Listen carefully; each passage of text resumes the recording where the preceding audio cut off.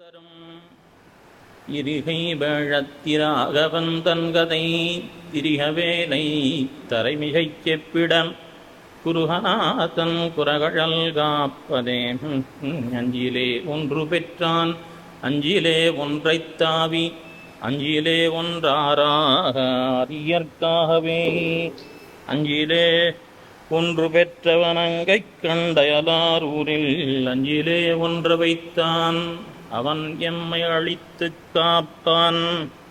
நாரணன் விளையாட்டெல்லாம் நாரத முனிவன் கூற ஆரணக் கவிதை செய்தான் அறிந்தவான் மீகி என்பான். சிரணி சோழ நாட்டுத் திருவழுந்தூருள் வாழ்வோம் காரணக்குடையான் கம்பன் தமிழினார்க்கமிகைதானேம். அம்பிலே சிலைய நாட்டி அமரர்க்கண் அமுதமீந்த தம்பிரான் என்னத்தானும் தமிழிலே தால நாட்டி கம்பநாடுடைய வள்ளல் கவிச்சக்கரவர்த்தி பார்மேல் நம்பு பாமாலையாலே நரர்க்கின் அமுதமீந்தான். நன்மையும் செல்வமும் நாளும் நல்குமே தின்மையும் பாவமும் சிதைந்து தேயுமே சென்மமும் மரணமும் இன்றி தீருமே. இமையே இராமவென் இரண்டெழுத்தினால் உலகம் யாவையும் தாமுலவாக்கலும் நிலை பெறுத்தலும் நீக்கலும் நீங்களா அழகிலா விளையாட்டுடையாரவர் தலைவர் அன்னவர்க்கே சரணாங்களே. புத்தூர் சுவாமியுடைய தபோத்திரன் ரிஷிகேஷனுடைய உபநயனத்தை ஒட்டி உபன்யாசங்கள் நடைபெற்று கொண்டிருக்கின்றன. இந்த பிரம்மோபதேசத்தை பெறவிருக்கிற ரிஷிகேஷனுக்கு அந்த ரிஷிகேஷன் ஏறார் எதிராசர் இன்னருளுக்கு என்னும் இலக்காகி பொருந்திய தேசும் பொறையும் திரளும் புகழும் நல்ல திருந்திய ஞானமும் செல்வமும் சேரப்பெற்று சதிராக வாழ்ந்திடுவன் என்று வாழ்த்து சொல்லி அடியனுடைய வார்த்தை தொடங்குகின்றேன். இந்த வருஷம் சுதர்சனர் சுவாமியுடைய சதமானோத்சவம் தொடர்ந்து 4-5 மாதங்களாக நடைபெற்று கொண்டிருக்கிறது. ஆகினாலே என்ன பேசணும்னாலும் அது சுவாமி சம்பந்தம் உடையதாகத்தான் இருக்க வேண்டும். இந்த வருஷத்தில் எது பேசினாலும் சுவாமியோடு தொடர்புடைய விஷயத்தைத்தான் பேச வேண்டும் என்பது அடியனுடைய அபிப்பிராயம். அது ஒன்றும் சுவாமியோட வைபவமாக இருக்கலாம், அல்லது அவருடைய படைப்பு, அவருடைய எழுத்துகள், அவருடைய விவரண நூல்களை பற்றியோ அவருடைய ஆராய்ச்சி நூல்களை பற்றியோ அப்படித்தான் இருக்க வேண்டும்னு அடியனுடைய அபிப்பிராயம். இதுக்கு ஒரு இது சொல்லணுமானால், ஒரு சில வருஷங்களுக்கு முன்னாடி புத்தூர் கிரகாரத்தில் கார்த்திகை மார்கழி மாதத்தில் 48 நாள் வேத பாராயணம் நடந்தது சந்நிதியில். அந்த 48வது நாள் முடிகிற பொழுது ஸ்ரீவில்லிபுத்தூர் கண்ணன் சுவாமி அழைத்து வேத மகிமை என்று வேதத்துடைய பெருமையை பேச சொல்லியிருந்தார். அந்த சுவாமி எழுந்துருளினார், மார்கழி மாதத்தில் திருப்பாவை தவிர வேற ஒன்றும் பேசக்கூடாது என்று காஞ்சி சுவாமி நியமிச்சிருக்கார். ஆகினாலே அவர் என்ன பண்ணார், திருப்பாவையுடைய பெருமையை சொல்லி உபன்யாசத்தை பூர்த்தி பண்ணினார். அதுபோல இந்த வருஷம் யார் பேச சொன்னாலும் அது புத்தூர் சுவாமி சம்பந்தமுடையதாக தான் இருக்கணும் என்பது அடியனோட அபிப்பிராயம். ஆகினாலே சுவாமியுடைய ஆராய்ச்சி நூலிலே ஒன்றான கம்பனின் சமயம் என்று சுவாமி அத்தியுதமான ஒரு ஆராய்ச்சி நூல். அதிலே சுவாமி தெரிவித்திருக்கக்கூடிய சில விஷயங்கள். ஆனால் தலைப்பு அடியன் என்ன சொல்லான், சுவாமி வாமனாவதாரம் தெரிவித்தார், அடியன் இராமாவதாரம் என்று இந்த கம்பராமாயணத்திலே பாலகாண்டத்தில் இருக்கக்கூடிய திருவவதார படலம் அதைத்தான் அனுபவிக்கலாம் என்று நினைக்கிறேன். அதை விண்ணப்பிக்கிற பொழுது சுவாமியுடைய நிரூபணங்களையும் ஆங்காங்கே சேர்த்து அனுபவிக்கலாம் என்பது அடியனுடைய அபிப்பிராயம். அதாவது இந்த கம்பனின் சமயம் என்கிற இந்த ஆராய்ச்சி நூலை சுவாமி எதற்காக எழுதினார், அதை எழுத எதனாலே அப்படி ஒரு சந்தர்ப்பம் வாய்த்தது என்னால், அண்ணாமலை பல்கலைக்கழகத்திலே கம்பராமாயணத்தை பதிப்பிக்க தொடங்கினார்கள். இப்படி கம்பராமாயணத்தை பதிப்பிக்கக்கூடிய பொறுப்பானது அட்வொகேட் ஜி சுப்பிரமணிய பிள்ளை என்பவருக்கு கொடுக்கப்பட்டிருந்தது. அவர் என்ன பண்ணினார், அவர் பழுத்த சைவர். குறிப்பாக சொல்ல வேண்டுமானால் அவர் டிகேசியுடைய மாணவர்.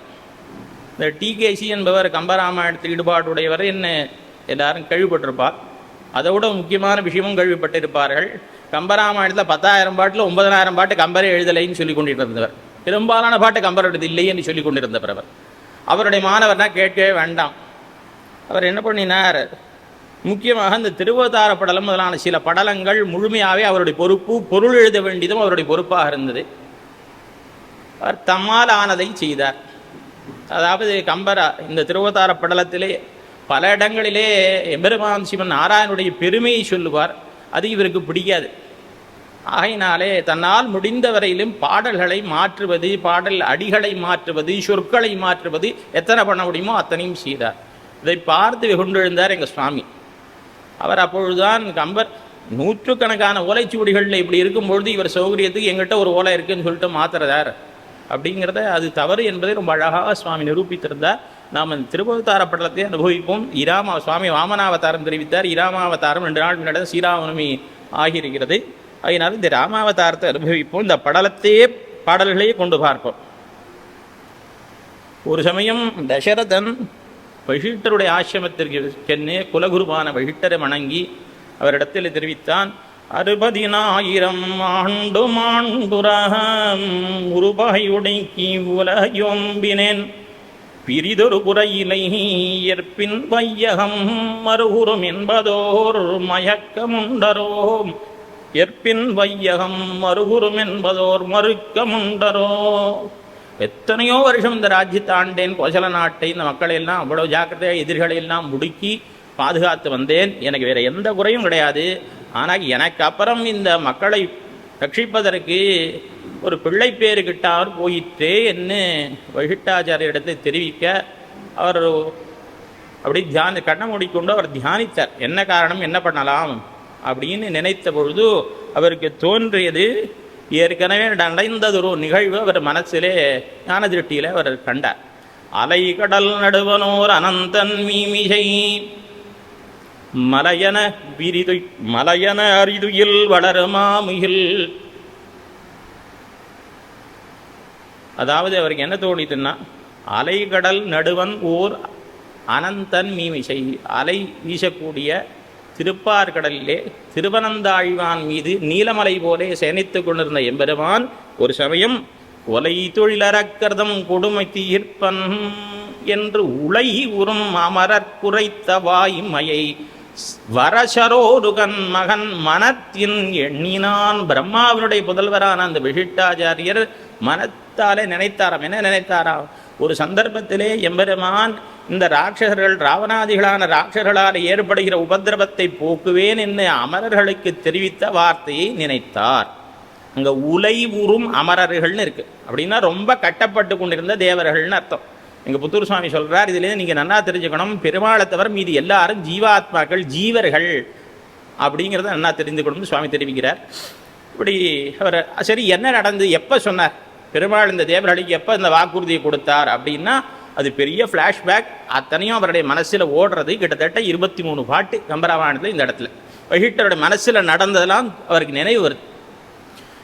முதல் பாட்டு இதுதான். சுடுதொழிலறக்கரால் தொலைந்து வானோரோர் கடுவமர்களடி கலந்து கூறலும் படுபொருள் அந்த பரமன் யாமினி அடிகிலம் என மறுத்தவருடையினான்.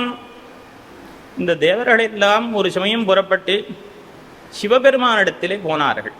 சிவபெருமானிடத்திலே போய் எங்களுக்கு இந்த அரக்கர்களால் ஏற்படுகிற இன்னல்கள் கொஞ்ச நஞ்சம் இல்லை, அவர்களுடைய உபதிரவத்தை எங்களால் தாங்க முடியவில்லை, அவளை ரட்சித்திர போகணும் கேட்க போன பொழுது அவர் யார்கிட்ட போனாலாம், கடுவமர் களனடி கலந்து கூறலும், கழுத்திலே அந்த விஷத்தை உண்டவரான நீலகண்டருடைய இடத்திலே போனார்களாம்.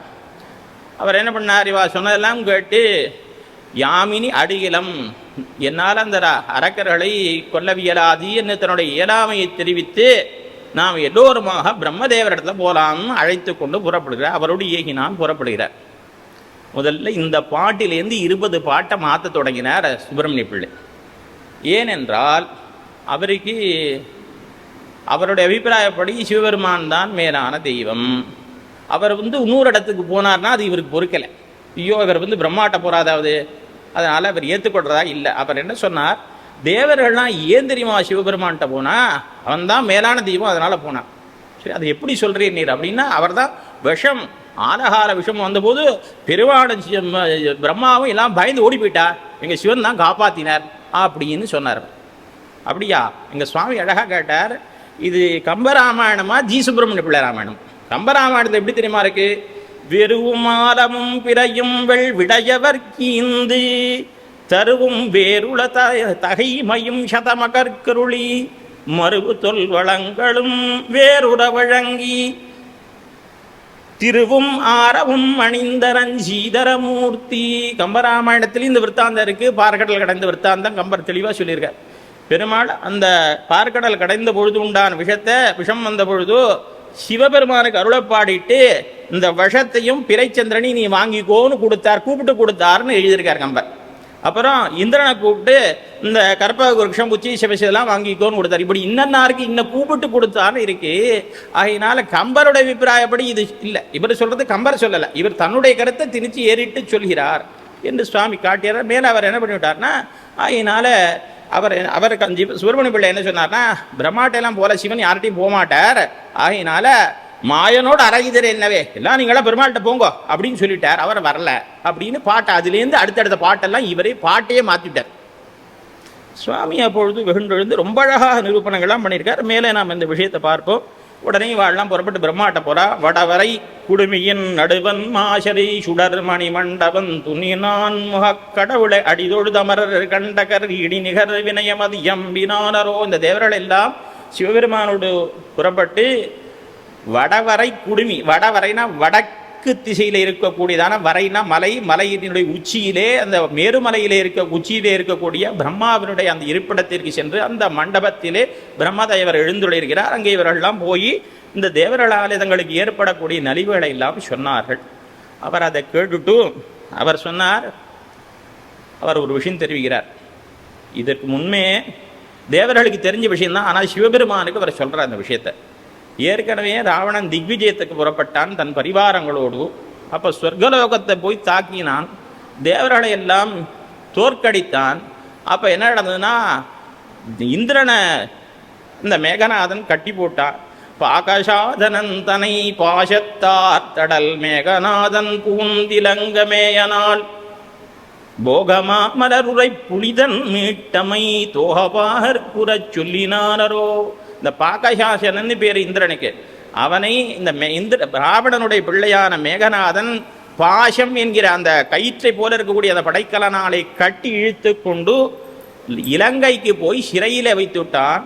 அப்பொழுது நான் தான் போய் ராவணனிடத்தில் நயமாக பேசி அந்த இந்திரனை சிறை மீட்டு வந்தேன் என்று தெரிவித்தார் பிரம்மா. இனிமே என்னால் ஒன்றும் பண்ணுறதுக்கு இல்லை, பெருமாள் தான் நம்மை ரட்சிக்க வேண்டும் என்று நினைத்து கொண்டு அவர்கள் என்ன பண்ணினார்கள்னா, திரைகள் பயோததி துயிலும் தெய்வவான் மரகத மலையினை வழுத்தி நெஞ்சினால் கரகமலம் குவித்திருந்த காலையில் பரகதி உணர்ந்தவர் குதவு பண்ணவன். அப்பொழுது எம்பெருமான் அந்த விடத்திலே தோன்றுகின்றான். இந்த விஷயங்கள்லாம் வால்மீகி ராமாயணத்தில் வேறு விதமாக இருக்கும்.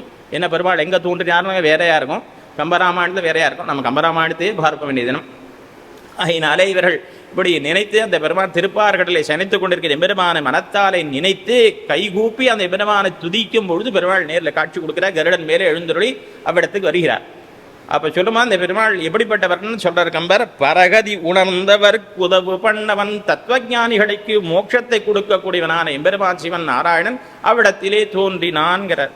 எங்கள் சுவாமி சொல்றார், இந்த மோட்ச பிரதத்துவம், இந்த மோட்சத்தை கொடுக்கக்கூடியவன் இந்த கம்பராமாயணத்தில் சிவனை குறித்து ஒரு இடத்துலையும் சொல்லலை. கம்பர் பெருமாளை குறித்து தான் சொல்லியிருக்கிறார். ஆகினாலே அவருடைய சமயம் வைஷ்ணவம் தான். சுவாமி காட்டுறார், அந்த கருடன் மீது எம்பெருமான் எழுந்துள்ளுவதானது அப்படி பொன் மலை மீது மேகம் படிந்த கருமேகம் படிந்தார் போல இருக்கிறது. ரொம்ப அழகாக இந்த இடத்துல பெருமான் சங்க சக்கரங்களோடும் திருமார்பன் ஆட்சியாரோடும் இடத்தில் எழுந்தருளினார். அப்படி பெருமாள் எழுந்தருளியும் உடனே எழுந்தனர் கரைமிடச்சிறையும் தாமரை சிழுந்தவிசுகந்த பத்தேவும் சென்றெதிர் விழுந்தனர் அடிமிசை விண்ணொலோரிடும் தொழும் கழிதுளங்குவார்.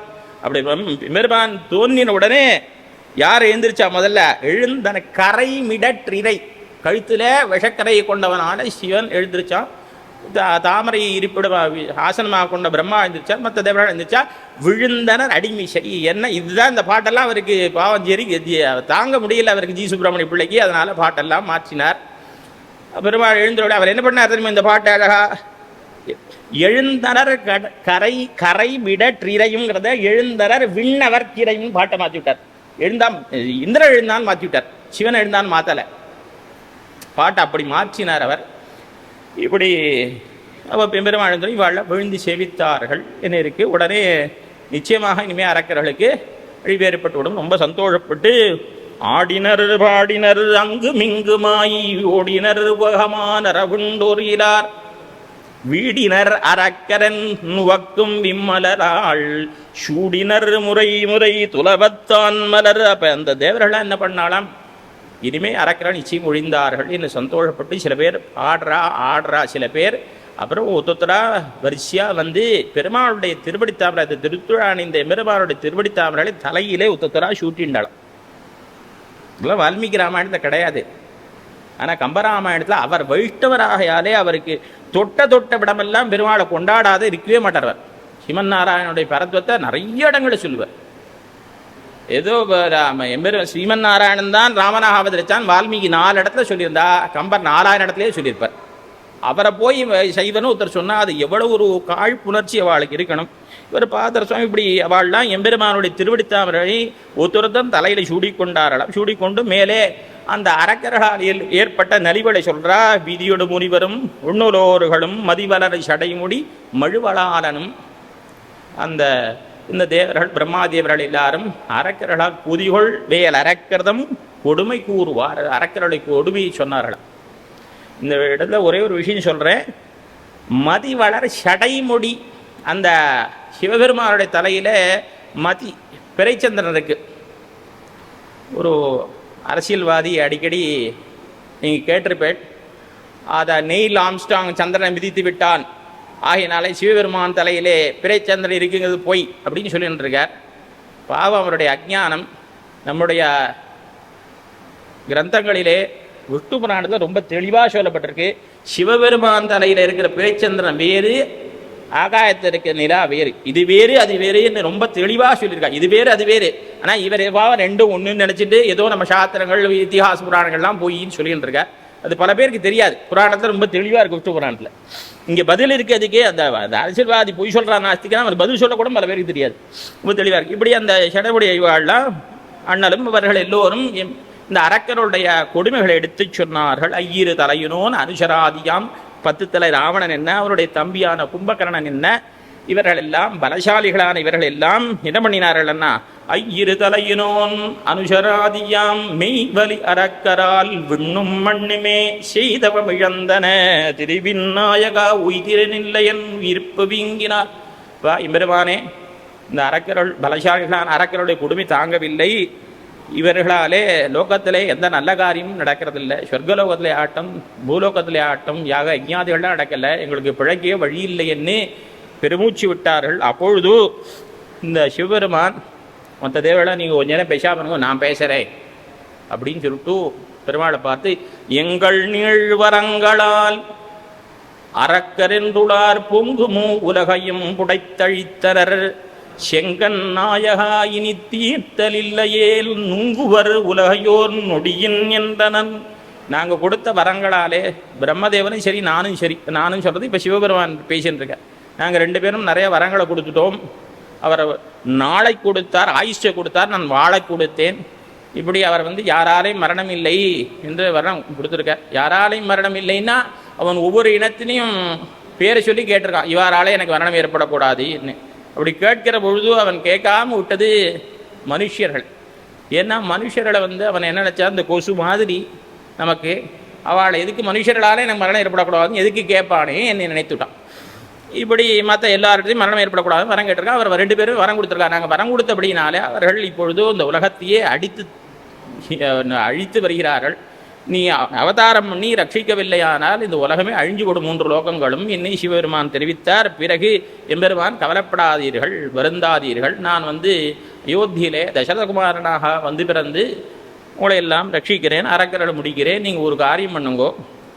வானுலோர் அனைவரும் வானரங்களா காணினும் வரையினும் கடிதடத்தினும் செனையோடவதரித்திடுமின் என ஆனன மலர்ந்தனன் அருளின் ஆழியான். கருணைக்கடலான எம்பெருமான் அப்பொழுது தெரிவித்தான், நான் மனுஷனாக தசரதகுமாரனாக பிறகிறேன், நீங்கள் எல்லோரும் வானரங்களாக போய் பிறங்கோள். ஏன்னா இந்த குரங்குகளால் அரக்கர்களுக்கு நலிவு ஏற்படும் ஒரு சாபம் இருக்குது, அதனால் நீங்கள்லாம் குரங்குகளாக போய் பிறங்கோள்னு சொல்ல என்று சொல்லி எம்பெருமான் அவ்விடத்திலிருந்து புறப்படுகிறான். அது புறப்படுறதுக்கு முன்னாடி தெரிவிக்கிறான், என்னுடைய சங்க சக்கரங்களும் ஆதிசேஷனும் என்னுடைய தம்பிமார்களாக வருவார்கள், நீங்கள் கவலைப்பட வேண்டாம் சொல்லிட்டு பெருமான் புறப்படுகிறான். அதை தெரிவிக்கிற கம்பர், மாயிரு ஞாலமுண்டான் கலுழன் மேல் சரணம் வைத்தான். உலகத்தை எல்லாம் பிரளயாபத்காலத்திலே வைத்து ரட்சித்த அந்த பெருமான் கருடன் மீது ஆரோகணித்து புறப்பட்டான்னு சொன்னார். அடுத்தது அழகான முக்கியமான ஒரு பாட்டு, என்னையாருடைய ஐயன். இது கம்பருக்கு அடிக்கடி பெருமாளை சொல்லணும். என்னையாருடைய ஐயன், எந்தனி நாயகன், எமையாளிரையவன், எமையாள் வரதன், என்னையாளுடைய கொண்டல், என்னுடைய தலைவன், என்னுடைய தலைவன், என்னுடைய தலைவன் விடாம பெருமாளை பற்றி சொல்லிட்டே இருப்பார். என்னையாளுடைய வையன் கலுழன் மேலெழுந்து போய பின்னர்வானவர நோக்கி பிதாமகன் பேசுகின்றான் முன்னரே என்கின் வேந்தன் முடிகினன் யானென முடியினேன் மத்தனவாரெவரன் நீர் போய் அவதரித்திடுமினேன் நான். அப்போ பெருமாள் புறப்பட்டு போன பிறகு பிரம்மா இந்த தேவர்களை எல்லாம் அழைத்து, நான் ஏற்கனவே ஜாம்பவானாக கரடிகளுக்கு அரசனாக பிறந்துட்டேன், நீங்கள்லாம் ஆளாளுக்கு ஒரு குரங்காக பிறக்க வேண்டும்னு சொன்னார். உடனே எங்கள் சுவாமி முக்கியமாக இந்த பாட்டில் இந்த என்னையாளுடைய ஐயன் என்னை எங்கேயாவது சிவனை குறித்து கம்பர் சொல்லியிருக்கான்னு நீங்கள் காட்டினா நான் என்னுடைய விவாதத்தையும் விட்டுடுறேன் அப்படின்னார். என்னுடைய தலைவன் என்னுடைய தலைவன் அங்கே சொல்ல வேண்டிய அவசியமே இல்லை, கம்பருக்கு சொல்லணும்னு ஆசை, அதனால் இவரா சேர்த்து சொல்லுவார். நான் அவருடைய ஆசை, அவர் அப்போ ரொம்ப வைஷ்ணவத்தில் ஊத்தமுடையவர். உடனே இந்த தேவர்கள் எல்லாம் இந்திரன் சொன்னால், நான் வாலியாகவும் அங்கதனாகவும் பிறக்கிறேன்னு சொன்னான். சூரிய தேவன் என்னுடைய அம்சமாக சுக்ரீவன் பிறப்பான்னு சொன்னான். அக்னி பகவான் சொன்னார், என்னுடைய அம்சமாக நீலன் பிறப்பான்னு சொன்னார். அடுத்தபடியாக வாயுமற்றெனது கூறு மாருதி எனது மற்றோர் காயும் மற்கடங்களாகி காசினி அதனின் மீது புராரிமற்றி யானே வாதசே என புகன்னான் மற்ற திசையிலோர்கவதியுண்டோ. அப்போ வாயு பகவான் சொன்னார், நான் மாருதியாக அனுமானாக பிறக்கிறேன் சொன்னார். மற்ற வானரங்களாக நாங்கள் காயுமற்கட்டங்களாகி நாங்கள்லாம் மர்க்கட்டமாக கோபத்தை உடைய குறுங்குகளாக பிறக்கிறோம் என்று சொன்னார்கள். அப்போ புராரின்னா புறங்கள், திரிபுர சம்ஹாரம் பண்ணினவனான சிவபெருமான் புராரி மற்ற யானே வாதசே என புகன்றான். நானும் அந்த மாருதியினிடத்திலே சேர்ந்துடுவேன், வாயுகுமாரனான அந்த ஹனுமானிடத்திலே என்னுடைய அம்சமும் சேரும் என்று சொன்னார் என்ன பாட்டு இருக்கு. ஜி சுப்பிரமணிய பிள்ளை ரொம்ப கோபம் வந்துடுத்து, இதெல்லாம் நான் ஒத்துக்கவே முடியாது, கம்பனுக்குள்ளே ஒரு கொம்பன் புகுந்து விட்டான், 2 பேர் சேர்ந்து ஒரு அவதாரம், எப்படி ஒத்துக்கிறது முடியாது, இதெல்லாம் பொய் பாட்டு, இந்த பாட்டெல்லாம் இடைச்சீர்கள், நானும் ஒப்புக்கொள்ள மாட்டேன். எல்லா சுவடியிலையும் இருக்கு, எல்லா சுவடியிலையும் இப்படி தான் இருக்கு. எங்கள் சுவாமி ரொம்ப அழகாக காட்டினார். இது ஒன்றும் 2 பேர் சேர்ந்து ஒருத்தராக பிறக்கிறது இல்லை, இது அம்சம்தான். அம்சம் 2 பேர் சேர்ந்து பிறக்கிறது இல்லைப்பா. 2 பேர் சேர்ந்து எத்தனையோ பேர் அவதாரம் பண்ணியிருக்கா, 5 பேர் சேர்ந்து கூட அவதாரம் பண்ணியிருக்கா. அடையாறு கமலத்தலர் மகள்கள்வன் கையாழி என்னும் படையோடு நான் தகமும் படர் தண்டும் ஒன்சார்ங்க வில்லும் புடையார் புரிசங்கமும் இந்த புதலங்காப்பதற்கின் இடையே இராமார்ச முனியாயினையின் நிலத்தை. 5 பேர் சேர்ந்து கூட அவதாரம் பண்ணியிருக்கா, 2 பேர் சேர்ந்து அவதாரம் பண்ணவன் நிறைய பேர் இருக்கா. ஆகினால இது பொய் இல்லைன்னு ரொம்ப அழகாக நிரூபணம் பண்ணியிருக்கா. அப்படி காட்டியிருக்கிறார் சுவாமி புத்தூர் சுவாமி. மேலே இத்தனையும் வழித்தருடைய மனசிலே நடந்த நிகழ்வுகள்லாம் தோணித்து ஃப்ளாஷ்பேக்காக நினைத்து பார்த்தவர் தசரதனை கூப்பிட்டு, நீ அஸ்வமேத யாகம் பண்ணு, இந்த விபண்டக முனிவருடைய குமாரான ரிஷ்யசிங்கர் கலைக்கோட்டு முனிவரை கொண்டு புத்திரகாமேட்டி பண்ணு, உனக்கு பிள்ளைகள் பிறப்பார்கள், புதல்வர்கள் உண்டாவார்கள்னு தெரிவிக்க, அவரும் ரிஷிசிங்கரை வரவழைத்து 1 வருஷ காலம் அஸ்வமேத யாகம் பண்ணி அதன் பிறகு இந்த புத்திரகாமேட்டியை பண்ண அந்த யாகத்தில் நின்று ஒரு திவ்ய புருஷன் தோன்றி வால்மீகத்தில் பாயசத்தை கொண்டு வருவார். அங்கே தங்க பாத்திரத்தில் வெள்ளி மூடியில் பாயசத்தை கொண்டு வருவான்.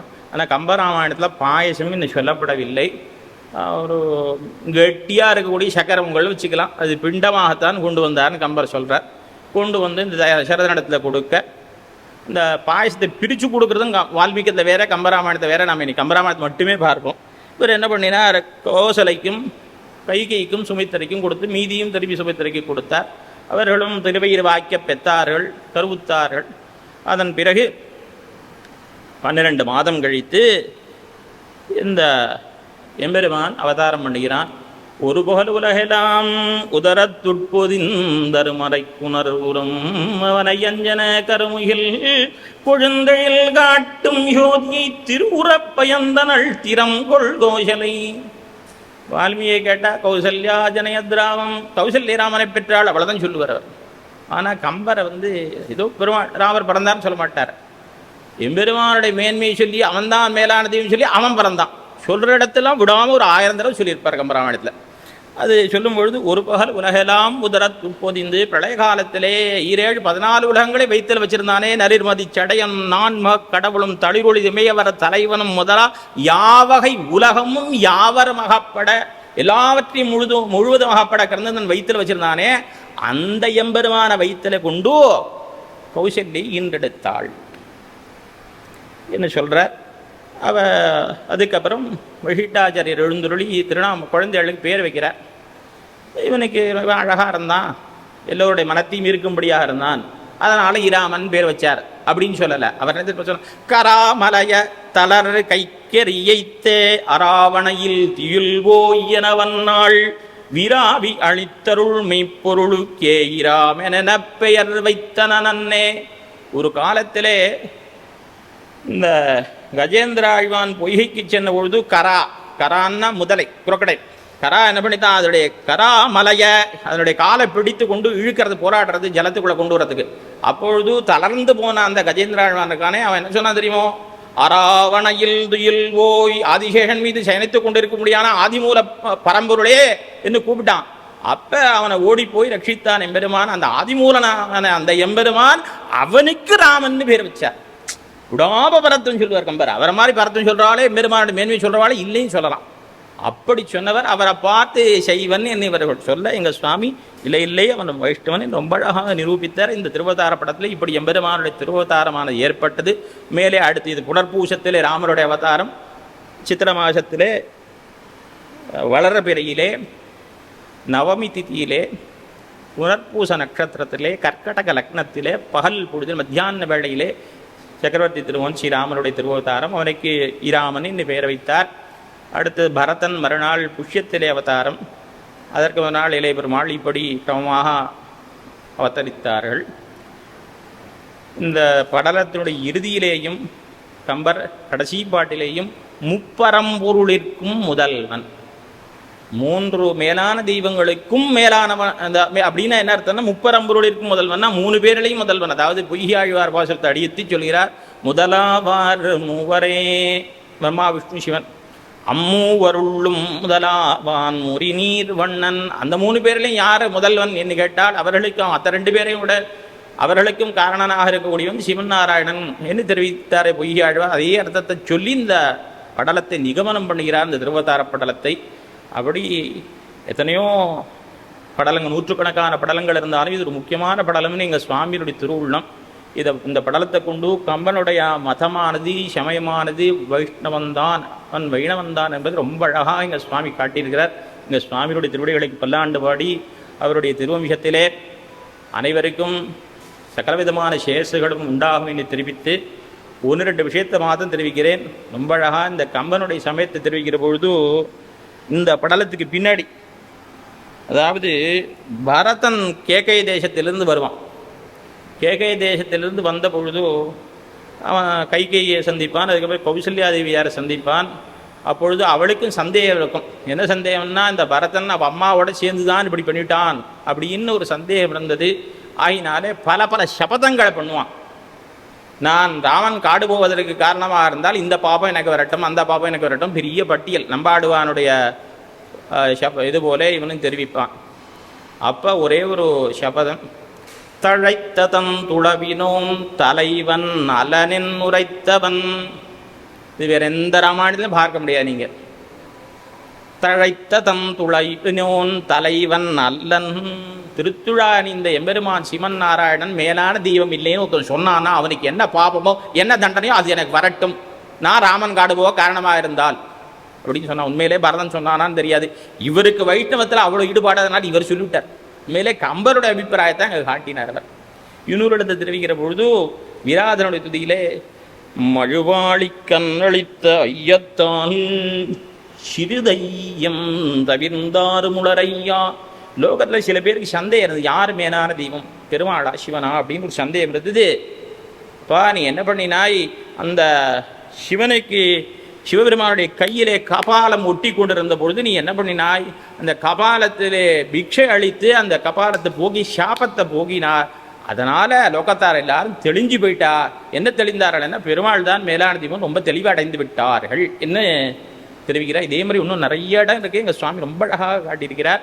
அந்த ஸ்ரீகோஷம் அந்த புத்தகம் வெளிவந்து சரியா 60 வருஷம் 59 வருஷம் ஒரு மாதம் ஆறுது. இதே குரோதி வருஷத்தில் சுவாமி வெளியிட்டது. அதுக்கு பிறகு அந்த புஸ்தகம் எங்கேயுமே கிடைக்கிறதில்லை.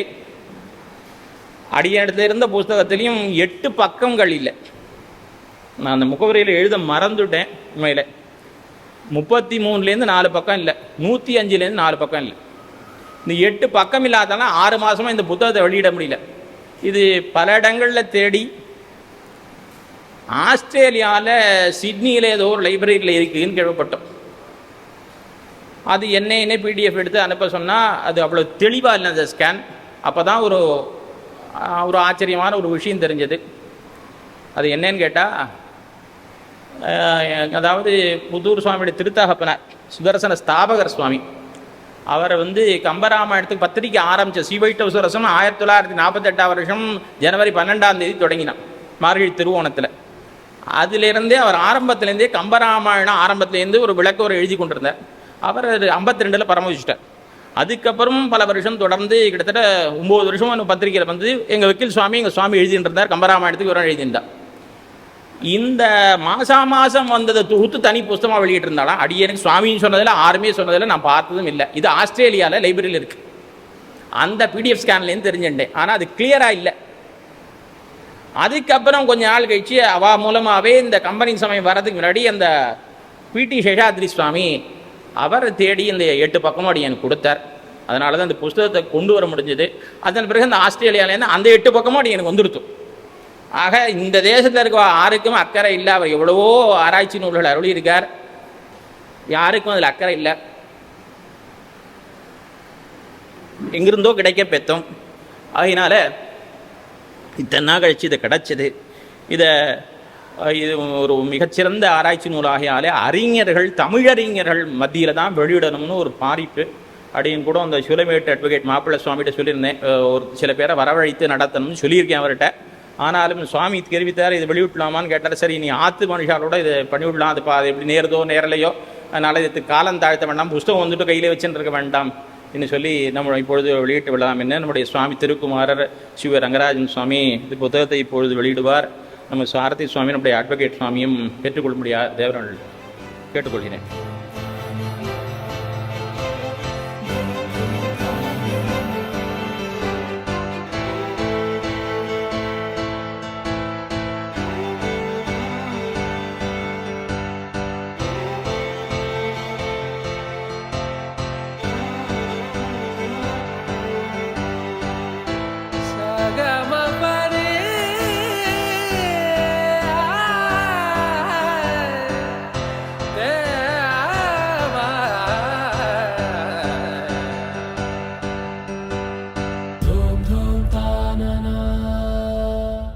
Dum dum da na na